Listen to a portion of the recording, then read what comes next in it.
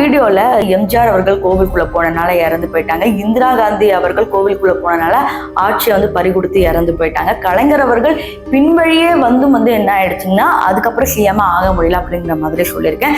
So நிறைய பேருக்கு இந்த சாபத்தை பத்தி தெளிவா தெரியும். பட் இந்த சாபம் எதுனால அப்படின்னு கேட்டீங்கன்னா, ராஜராஜ சோழன் கோவில் கட்டிட்டு இருக்கும் போதே பாத்தீங்கன்னா அங்க இருந்து குரு பல்வேறு விஷயங்கள் சொல்லியிருக்காங்க. இப்படி கட்டலாம், அப்படி வைக்கலாம் அப்படின்னு சொல்லும் போது ராஜராஜ சோழன் ஒரு சில ஐடியாஸ் சொல்லும்போது இங்க ரெண்டு பேருக்குமே ஒத்தே வரல.